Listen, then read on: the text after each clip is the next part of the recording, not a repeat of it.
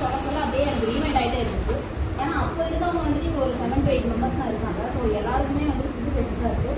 So இத்தனை பேர் வந்து ஜாயின் பண்ணியிருக்க பார்க்கும்போதே ரொம்ப சந்தோஷமாக இருக்குது. ஸோ என் பேர் ஆர்த்தி, நான் நாமக்கல் டிஸ்ட்ரிக்ட்லேருந்து வரேன். நான் வந்துட்டு ஒரு MSc அக்ரிகல்ச்சர் கிராஜுவேட். என்னோட ஸ்கூல் எல்லாமே வந்துட்டு என்னோட நாமக்கல் டிஸ்ட்ரிக்டில் தான் நான் முடித்தேன். அதுக்கப்புறம் என்னென்னா எனக்கு மெடிசன் போகணும் அந்த மாதிரி எல்லாருக்கும் அதே ஆசை எனக்கும் இருந்துச்சு. பட் எனக்கு அதுக்கு ஒரு கட் ஆஃப் எனக்கு அது பத்தலை. ஸோ என்ன அமௌண்ட்டு கட்டி தான் படிக்கணுன்ற சுச்சுவேஷன் எல்லாரும் மாதிரி எனக்கும் இருந்துச்சு. ஸோ என்ன பண்ணலாம்னா அமௌண்ட் கட்டாமல் நம்ம வந்துட்டு மெரிட்டில் தான் போகணும் அப்படின்ட்டு எனக்கு அக்ரிகல்ச்சர். ஸோ அதனால் வந்துட்டு கவர்மெண்ட் காலேஜ் புதுக்கோட்டையில் நான் BSc அக்ரி சூஸ் பண்ணேன். சூஸ் பண்ணி அதை முடிச்சுட்டு எனக்கு என்னென்னா கவர்மெண்ட் எக்ஸாம் போகணும் அப்படிங்கிறது எங்களுக்கு அப்போவே மோட்டிவேஷன் ஸ்பீச் எல்லாமே அக்ரி காலேஜில் நிறைய நேரம் அப்போ செலக்ட் ஆஃபீஸர் சீனியர்ஸ்லாம் வந்து கொடுப்பாங்க. அப்போவே எனக்கு என்ன தோணுச்சுன்னா கவர்மெண்ட் எக்ஸாம் தான் நம்ம அதுதான் போகணும், அதுதான் ப்ரிப்பேர் பண்ணணும் அப்படின்ட்டு. பட் அதுக்கப்புறம் என்ன BSc அக்ரியோட போக வரலாம், நம்ம ஒரு எக்ஸ்ட்ரா ஒரு மாஸ்டர்ஸ் பண்ணிட்டு தான் போகணும், லேட் ஆனாலும் பரவாயில்ல, வீட்டில் சப்போர்ட் பண்ணாங்க. ஸோ அதனால் என்னன்னா நான் அதுக்கு ஒரு என்ட்ரன்ஸ் அதுக்கு ஒரு 2 months ப்ரிப்பரேஷன் எடுத்து இங்கே TNU மெயின் யூனிவர்சிட்டியில் படிக்கணும் என்னோட ஆசை. அதுவும் நான் வந்துட்டு மெரிட்டில் செலக்ட் ஆகி தான் நான் வந்துட்டு 7 சீட்டு தான் இருக்கும். ஸ்பெசிஃபிக்காக நீங்கள் ஒரு டிகிரி அப்படின்னு போகும்போது ஒரு 7 to 10 மினிமம் ஃபிங்கர் விட்டு என்ற அளவுக்கு தான் இருக்கும். ஸோ அதனால் அங்கே தான் நான் போய் அப்புறம் எனக்கு அதுலேயே சீட் கிடச்சிது. நான் என்வரான்மெண்ட் சயின்ஸில் வந்துட்டு MSc அக்ரிகல்ச்சர் முடித்தேன். அது வந்துட்டு ரொம்ப ட்ராஜடியாக இருந்தது எனக்கு அந்த MSc. ஏன்னா BSc அப்படிங்கும்போது நம்ம அப்படியே நம்ம ஃப்ரெண்ட்ஸோட சேர்ந்து ப்ராஜெக்ட் ஆகட்டும் எல்லாம் அப்படியே முடிச்சிடுவோம். ஆனால் MScங்கும் போது எனக்கு லைஃப்னா என்ன எல்லாமே எனக்கு அந்த மாஸ்டர்ஸ் ப்ரோக்ராம் வந்துட்டு புரிய வச்சுது. ஏன் அப்படின்னா அங்கே வந்துட்டு நமக்கு தனித்தனியாக ப்ராஜெக்ட் கொடுத்துருவாங்க, நம்மளே பண்ணணும், ரிசர்ச் பண்ணணும். கொரோனா வந்துச்சு, 2 வருஷம் முடிக்க வேண்டிய மாஸ்டர்ஸ் ப்ரோக்ராம் 3 years ஆச்சு. அந்த டைமில் தான் வந்துட்டு நம்ம ஷைன் அகாடமி MOU அண்டர்ஸ்டாண்டிங் போட்டு வந்தாங்க. ஃபஸ்ட்டு விக்னேஸ்வர் கிளாஸ் தான் நாங்கள் அட்டன் பண்ணேன். எல்லாருமே ஒரு 500 மெம்பர்ஸ் 450 மெம்பர்ஸ் இருக்கும் TNU பெரிய ஹாலில். அப்போ வந்து ஃப்ரீ கிளாஸ் எங்களுக்கு கொடுத்தாங்க.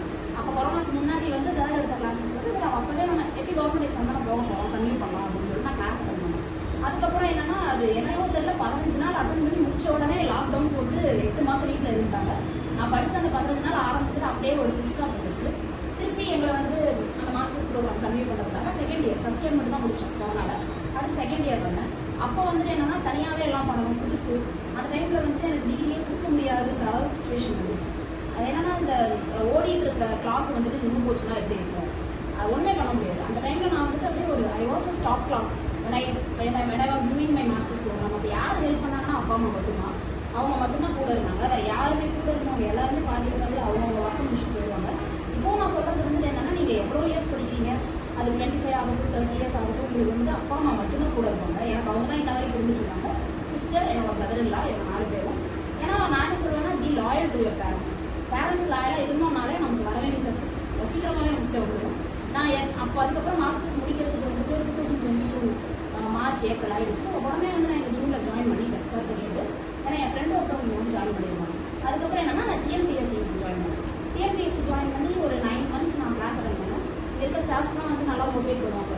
எனக்கு அப்போ என்னோட எய்ம் என்னவா இருந்துச்சுன்னா குரூப் 1 கிளியர் பண்ணணும், டெப்டி கலெக்டர் ஆகணும், இதுதான் என்னோட ஆசையாக இருந்துச்சு. அதுக்கு நான் படிக்கவும் செஞ்சேன்.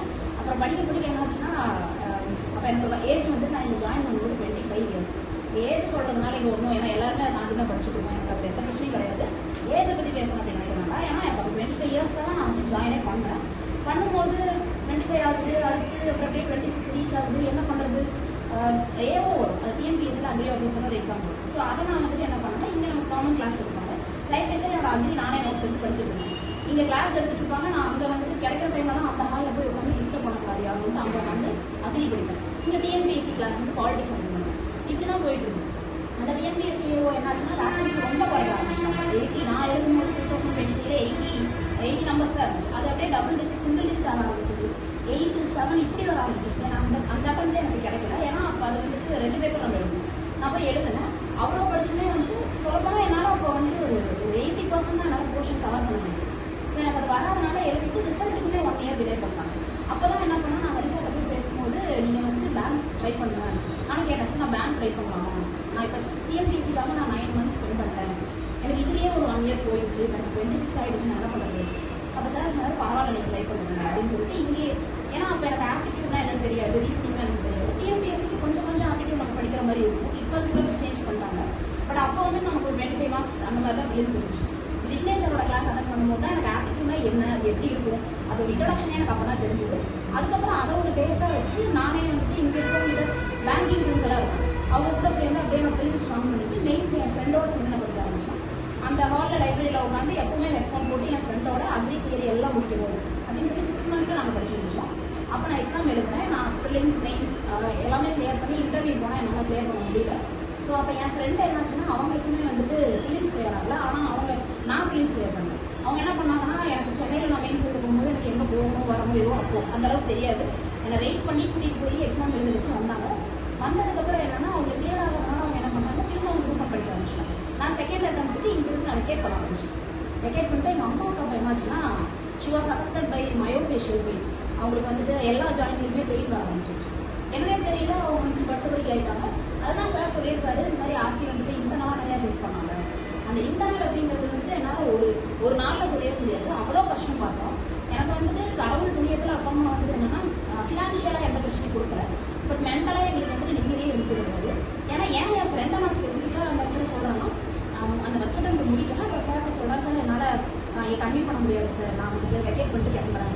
இல்லை ஆர்த்தி முடிஞ்ச வரைக்கும் இருங்க, நான் உங்களுக்கு ஏதாவது வேணும்னா நான் பண்ணுறேன், நீங்கள் வீட்டில் போய் படிக்கணும். இல்லை சார் என்னால் இங்கே ரெண்ட் கொடுக்க முடியல, நான் எங்கள் அம்மாவை டேக் கேர் பண்ணணும். ஸோ அதனால் நான் எதனாலும் டச்சில் இருக்கேன் சார், நான் படிக்கிறத விட மாட்டேன் சார். என்கிட்ட அப்போ நிறைய விஷயம் சொன்னார். அவர் கடைசியாக சொன்ன ஒரே வார்த்தை, நீங்கள் படிக்கிறத விடக்கூடாது அவர் சொன்னார். ஸோ அவர் சொன்னதை வந்து எடுத்து யாருக்குமே நான் பர்சனாக சொல்லலை. இங்கேருந்து போக மனசு இல்லாமல் தான் நான் போனேன். போயிட்டு அப்புறம் என்னாச்சுன்னா, செகண்ட் அட்டெம்ப்ட் நான் படிக்க ஆரம்பித்தேன். இன்னுமே எங்கள் அம்மாவுக்கு வந்துட்டு நாங்கள் ஒரு 10-15 ஹாஸ்பிட்டல் போகிறோம். என்ன பிரச்சனைன்னு எங்களால் டயக்னோஸே பண்ண முடியல. அவங்க வந்துட்டு எப்பவுமே வேலை செஞ்சுட்டு இருக்க ஒருத்தவங்க வந்துட்டு அப்படியே படுத்து பிடிக்கலாம்னா நமக்கு எப்படி இருக்கும்? டெய்லி காலையில் எழுந்து எழும்போது பெயின், நைட்டு தூங்கும் போது பெயின். அவங்களால எழுந்து எங்கேயுமே எதுவுமே பண்ண முடியும். ஒருத்தர் ஹெல்ப் கண்டிப்பாக வேணும். அது வந்துட்டு எனக்கு தெரிஞ்சு யாருக்குமே அந்த ஒரு பெயின் வரக்கூடாதுன்னு நான் நினைக்கிறேன். அந்த 360 டிகிரியில் அவங்களோட லைஃப் மாற்றிடுச்சு. அந்த மொமெண்ட்டில் என்னாச்சுன்னா, என் கூடவே படிச்சுட்டு இருந்த என் ஃப்ரெண்டு வந்துட்டு ஆக்சிடென்ட்டில் ஸ்பாட் அவுட்டு. அது எனக்கு வந்துட்டு ஒரு எதிர்பார்க்க முடியாத ஒரு நியூஸ். திடீர்னு கோயிலுக்கு போயிட்டு வந்தாங்க. அப்புறம் என்னன்னு தெரியல, திருச்செந்தூர் போயிட்டு வந்தோம், கார் ஆக்சிடென்ட் ஸ்பாட் அவுட் அப்படின்னாங்க. அவங்க பேர் ரஞ்சினி, என்னோட பிஜி இங்கே டிஏ படிக்கும் போது கிடைச்சிருக்காங்க. அவங்க இல்லாதது அப்படிங்கிறது வந்துட்டு எனக்கு ரொம்பவே இந்த டைமில் நான் ரொம்ப டவுன் ஆனேன். இன்ன வரைக்குமே என்னால் நம்ப முடியல. அவங்க இங்கே தான் இருக்காங்க. இப்போ எனக்கு இந்த வேலை படிச்சதெல்லாம் அவங்களுக்கு தெரிஞ்சிருந்தா ரொம்ப சந்தோஷப்பட்டுருப்பாங்க. அவங்க இல்லை. அடுத்து நான் செகண்ட் அட்டெம்ப்ட் படிக்கும் போது எல்லாமே ஒரு டைமும் புக் எடுத்து படிக்கும்போது என் ஃப்ரெண்ட் ஞாபகம் தான் எனக்கு வரும். ஸோ இப்படி தான் போயிட்டு இருந்துச்சு. செகண்ட் அட்டெம்ப்ட்டில் லாஸ்ட் எங்கள் அம்மாவோட ஹெல்த் கண்டிஷனுக்கு போனதுனால பார்த்து என்னால் ஒழுங்காக படிக்க முடியல. எனக்கு கொஞ்சம் மார்க் மிஸ் ஆகி எனக்கு இன்டர்வியூ போய் கிடைக்கல. அப்போ என்னாச்சுன்னா, போன டைம் வேகன்சி வந்துட்டு ஐ திங்க் 960 நினைக்கிறேன், 950 அனுப்புவாங்க. இப்போ என்னாச்சுன்னா தேர்ட் அட்டெம்ப்ட் இப்போ வந்து ரொம்ப லெஸ் வேகன்சி தான், 390 தான் இருந்துச்சு. ஏன்னா போன டைம் இருக்கிறதே ரொம்ப கம்மியாக இருந்தாங்க. இப்போ வந்து அக்ரி ஆஃபீஸர்ஸ் எடுக்கிறதே வந்துட்டு ரொம்ப கம்மி பண்ணிட்டாங்க. அப்போ நான் வந்து இதை படிக்கலாமா வேணாமா, 28 years ஆகுது, என்ன பண்ணுறது அப்படின்னு யோசிச்சுட்டு இருக்கும்போது எங்கள் வீட்டில் இந்த ஒரு அட்டெம்ப்ட் மட்டும் படி, நாங்கள் சப்போர்ட் பண்ணுறோம் அப்படின்னாங்க. அதுக்கப்புறம் படிச்சுன்னா இந்த டைம் எனக்கு கிடச்சிது. ஸோ அந்த ரிசல்ட் வரும்போது சார்கிட்ட சொல்லி நான் அழுதுட்டு இருக்கேன் ஃபோனில். சார் வந்துட்டு இது கண்டிப்பாக நடக்கும்னு எனக்கு தெரியும் அப்படின்னு. எங்கள் அம்மாவும் ரொம்ப, நான் அந்த ரிசல்ட் சொன்னதுக்கப்புறம் அம்மா வந்துட்டு எனக்கு இப்போவே எல்லா வழியும் சரியான மாதிரி இருக்குது. இப்போ அவங்க ஆல்மோஸ்ட் ஷி வாஸ் பியூர் 80% அவங்க சரியாயிட்டாங்க. எப்போனா என்னோட அந்த செகண்ட் அட்டெம்ப்ட் அந்த ஃபெயில் ஆகும்போது இப்போ இந்த தேர்ட் அட்டெம்ப்ட் படிக்க ஆரம்பிக்கும் போதே அவங்க கிட்டத்தட்ட சரியாயிட்டாங்க. ஏன்னா அப்போ தான் நாங்கள் கரெக்டான ஒரு ட்ரீட்மெண்ட்டே கண்டுபிடிச்சோம். She is almost all right. அவங்க சரியாயிட்டாங்க. ஒரு 20% தான், அதுவும் பிரச்சனை இல்லை. ஏன்னா இப்போ எனக்கு இந்த வேலை கிடச்சதே ரொம்ப அவங்களுக்கு ஒரு ஃபினான்ஷியலாக என்னோட ஒரு ட்ரீட்மெண்ட், ஒரு ஹை லெவல் ட்ரீட்மெண்ட் கொடுக்க முடியும், பழைய மாதிரி அவங்க நடக்க வைக்க முடியும், இதெல்லாம் எனக்கு வந்து தெரியுது. ஸோ அப்பா மட்டும்தான் ரொம்ப பில்லர் மாதிரி இருந்து இந்த இடத்துல சப்போர்ட் பண்ணாரு. அவருக்கு 60 years ஆகுது. நான் பார்த்தா வந்துட்டு ஒரு 40-45 மாதிரி இருப்பாரு. அவருனால தான் இப்போ நான் இங்கே நின்றுட்டு இருக்கேன்.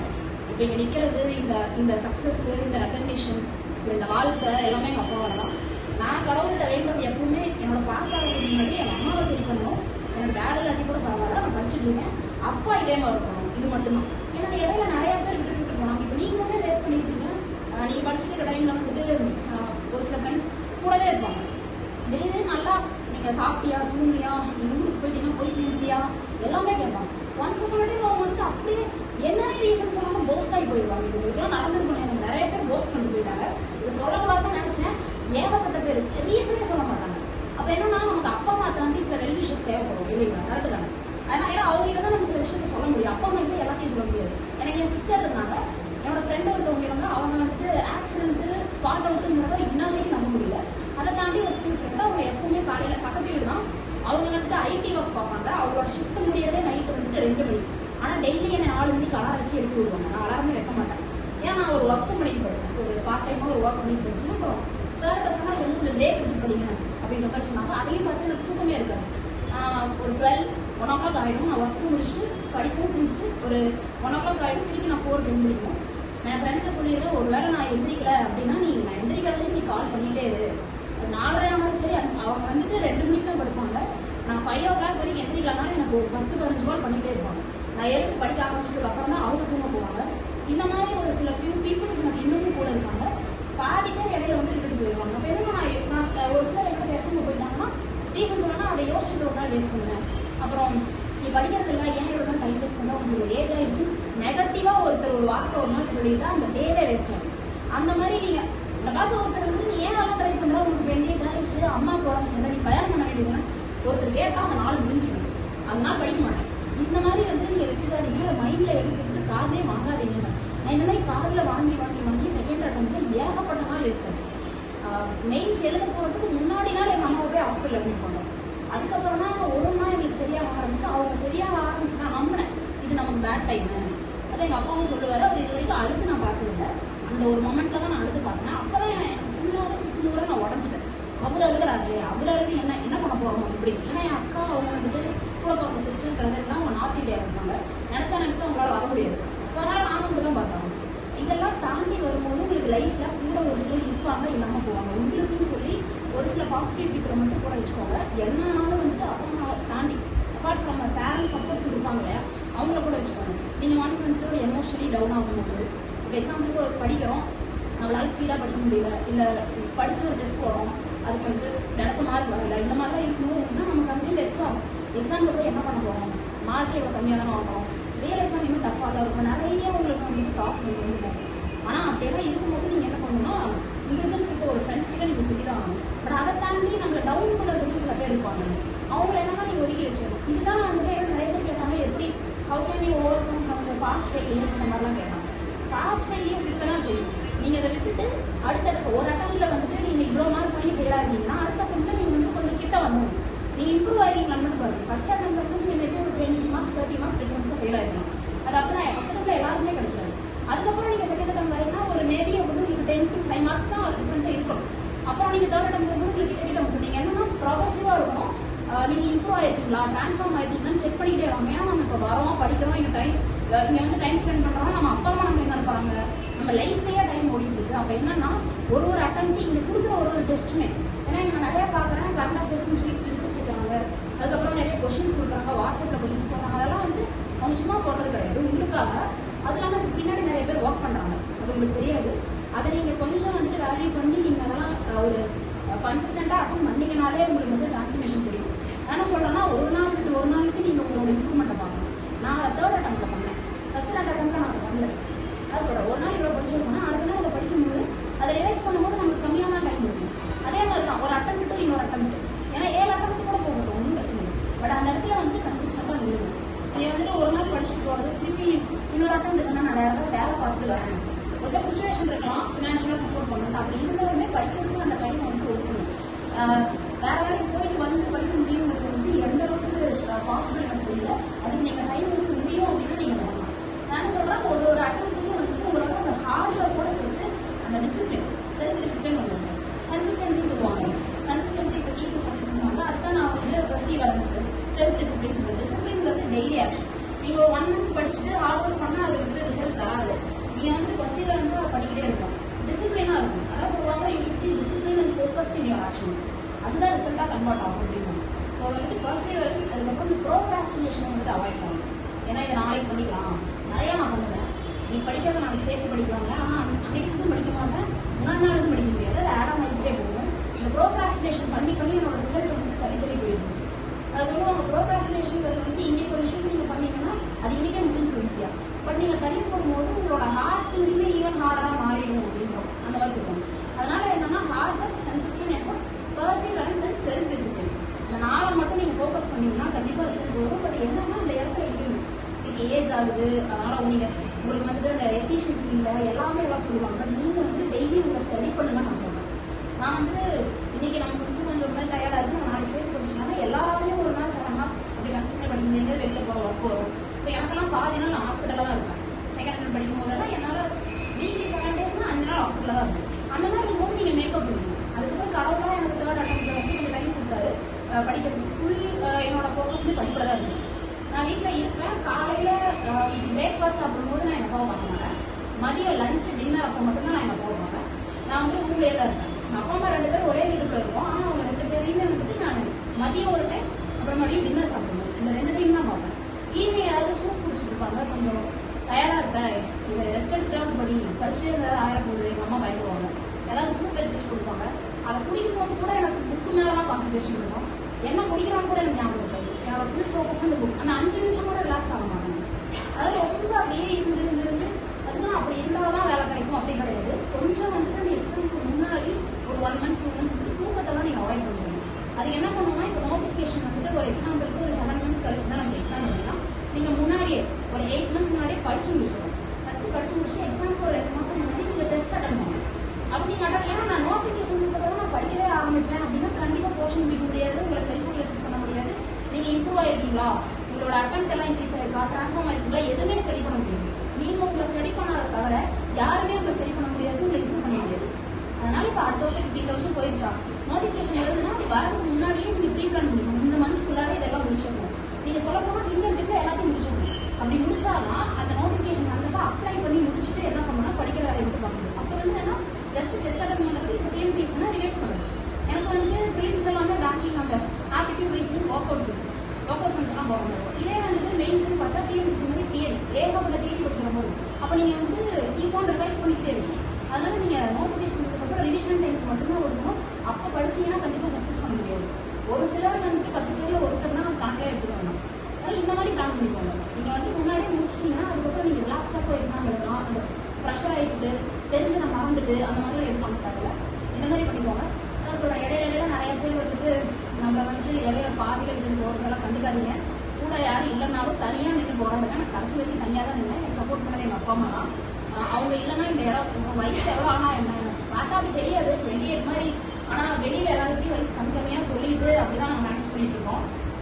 எவ்வளோ ஆனாலும் என்ன நீ 30 நாள் படிக்கணும், நீ கவர்மெண்ட் வேலைக்கு போனாலும் நான் ஜாதகமே எடுப்பேன் எங்கள் வீட்டில் சொல்லுவாங்க. அந்த மாதிரி தான் இப்படி ஒரு அப்பா அம்மா சப்போர்ட் பண்ணதுனால தான் அதை நானும் யூஸ் பண்ணிக்கிட்டு அதனால் இந்த இடத்துல வந்து நிற்கிறேன். என்னோட இன்டர்னல் ஃபேக்டர்ஸ் கருது இதுதான்.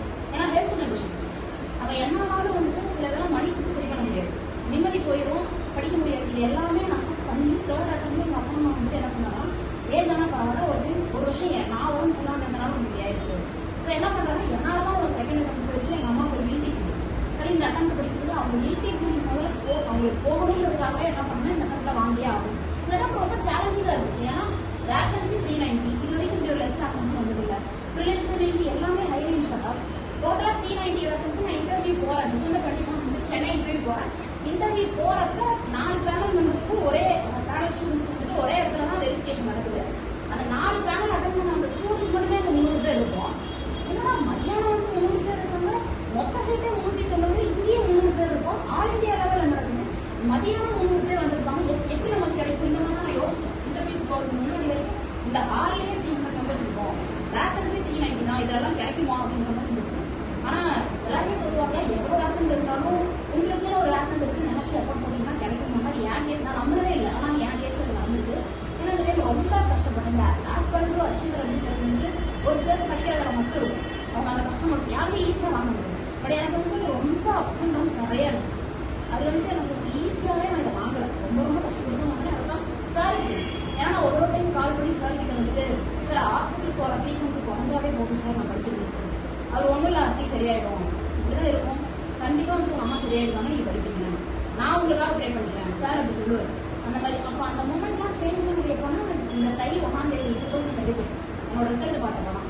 அப்போ என் ஃப்ரெண்ட்ஸ்க்கெல்லாம் சொல்கிறேன், இதுதான் உனக்கு பொங்கல், இத்தனை வருஷத்துல 28வது பொங்கல் தான் இப்படி இருக்கணும் இருக்கு அப்படின்ற மாதிரி சொன்னாங்க. ரொம்ப சந்தோஷமா இருக்குது. இதே தான் உங்கள் எல்லாருக்கும் சொல்கிறேன், அதே இடத்துல நில்லுங்க, விட்டுட்டு போகாதீங்க. என்ன வேணாலும் சுச்சுவேஷன் வந்து ஒரு அஃபெக்ட் பண்ணும். நீங்கள் அங்கேயே நின்றீங்கன்னா அது 5 வருஷமோ 6 வருஷமோ ஒரு எஃபர்ட்ஸை நம்பி எஃபர்ட்ஸை நம்பி அப்பா அம்மா கொடுக்குற டைமை வந்து யூஸ் பண்ணுங்க. டிஸ்ட்ராக்ஷனில் வந்து ஃபோக்கஸ் பண்ண வேண்டாம். அப்படி இருந்தீங்கனாலே கண்டிப்பாக சக்ஸஸ் கரெக்டான டைம் வந்துடும். இந்த வருஷமா இருக்கலாம், அடுத்த வருஷமா இருக்கலாம். பட் நான் என்ன சொல்லுவேன்னா, யூ ஷுட் பி கன்சிஸ்டன்ட். அதாவது என்ன சக்ஸஸ் கிட்ட வரும்போது you should be there at the time. ஏன்னா நீங்கள் கிட்ட பண்ணிட்டீங்கன்னா சக்ஸஸ் வரும்போது நீங்கள் இல்லைங்கும் போது கிட்ட வராது. சக்ஸஸ் கிட்ட வரும்போது நீங்கள் அந்த இடத்துல இருக்கணும். இதுதான் நான் சொல்லிக்கணும்னு நினச்சேன். அதனால தைரியமாக படிங்க. எந்த பிரச்சனை வந்தாலும் அதை வந்து தூக்கி எரிஞ்சுட்டு படிக்கிறத மட்டும் பார்த்தீங்கன்னா எப்படி ஏன்னா நம்ம வந்து நிறைய பேர் டிகிரேட் பண்ணிப்போம். இந்த மாதிரி உங்களால் முடியாது, இதெல்லாம் ஒன்ஸ் நீங்கள் ரீகால் பண்ணிங்கனாலே நீங்கள் படிச்சிருவீங்க. கொஞ்ச நாளைக்கு வந்து டிஸ்ட்ராக்ஷன் அவாய்ட் பண்ணி படிச்சிங்கன்னா அந்த ஹார்ட் ஒர்க்கு அது ரிசல்ட்டாக மாறும்போது அது அந்த ஃபீல் நல்லா இருக்கும். ஏன்னா இங்கேயே நான் உட்காந்து நிறைய டைம் கிளாஸ் அட்டெண்ட் பண்ணியிருக்கேன். இப்போ இந்த இடத்துல நின்று பேச ரொம்ப நல்லா இருக்கு. இந்த ஃபீல் நல்லா இருக்கு. இந்த ஃபீல் எல்லாம் நீங்களும் அனுபவிக்கணும். இங்க வந்து நின்று பாருங்க, அது ரொம்பவே நல்லா இருக்கும். சீக்கிரமாவே நீங்க வரணும்னு சொல்லி நான் கேட்டுக்கிறேன். உங்க எல்லாத்துக்கும் all the best. So thanks for this opportunity. இது வந்து ஆக்சுவலி ஒரு கிரேட் ப்ரிவிலேஜ் இந்த இடத்துல நின்று பேசுறது. அப்பா அம்மாவுக்கு ரொம்ப நன்றி. ஏன்னா அவங்களால தான் நான் இந்த இடத்துல நிற்கிறேன். அவங்களுக்கு எவ்வளோ தேங்க்ஸ் பண்ணாலும் வந்துட்டு அது ஈக்குவலே ஆகாது. இந்த சக்ஸஸ் இந்த ரெகக்னிஷன் எல்லாமே அப்பாவுக்கு நான் டெடிகேட் பண்ணேன். என்ன ஆனாலும் வந்துட்டு நான் எத்தனை டைம் ஃபெயில் ஆனாலும் என்னை வந்துட்டு டிகிரேட் பண்ணதில்லை. முடியும்னு சொன்னது எங்கள் அப்பா மட்டும் தான். சம்டைம்ஸ் அம்மா கூட விட்டுருவாங்க. ஆனால் அப்படி சொன்னது வந்துட்டு எங்கள் அப்பா தான். நினச்சிருந்தா எனக்கு 22லயே ஃபேமிலி வச்சுருப்பாங்க. எத்தனை பேர் சொல்லியும் வந்துட்டு இவ்வளோ நாள் விட்டு அந்த அப்பாவுக்கு ரொம்ப நன்றி. இப்போ பேரண்ட்ஸு கொடுத்ததுக்கு கடவுளுக்கு நன்றி. ஆல்சோ இன்னொருத்தவங்களுக்கு ரொம்ப நன்றி சொல்லணும். யாருன்னா கூடவே இருந்து குடி பறிச்சு முதுகில் குத்தி விட்டுட்டு போனவங்க எல்லாருக்குமே ரொம்ப நன்றி. ஏன்னா அவங்கெல்லாம் விட்டு போகலன்னா இந்த இடத்துல நான் நின்றுக்கவே முடியாது. Thank you so much for all my haters also. Thanks for this academy and mister